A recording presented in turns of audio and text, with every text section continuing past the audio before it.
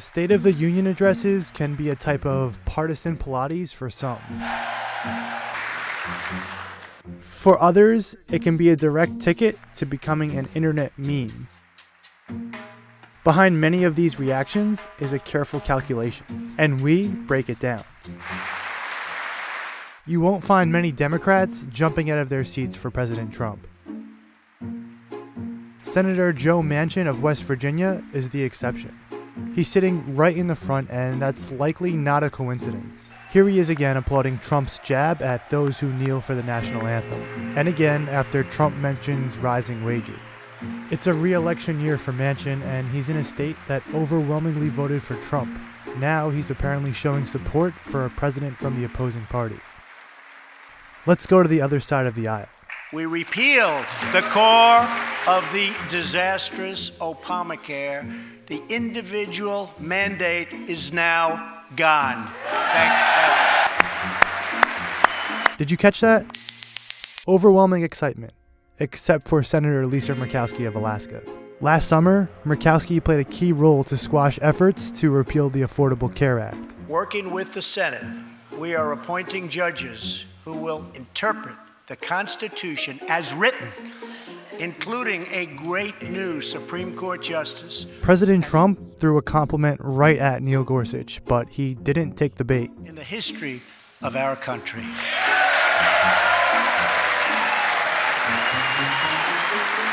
Did you notice who stood? Senator Joe Manchin. But justices must make careful and largely coordinated choices about what statements are uncontroversial enough to warrant applause. We can achieve absolutely anything. America is grieving for you.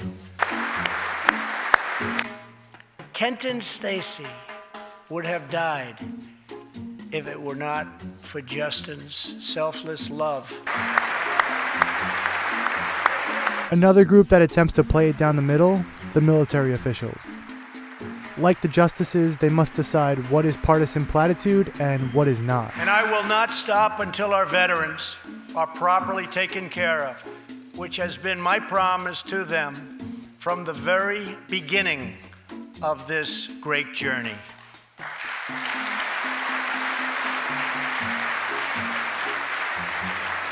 We must modernize and rebuild our nuclear arsenal, hopefully never having to use it, but making it so strong and so powerful that it will deter any acts of aggression by any other nation or anyone else.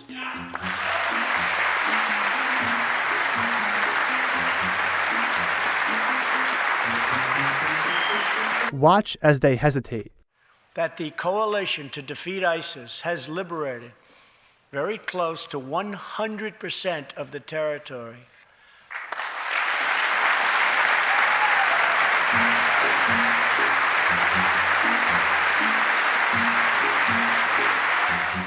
To clap or not to clap? In a deeply divided Congress, applause or silence can send a powerful message.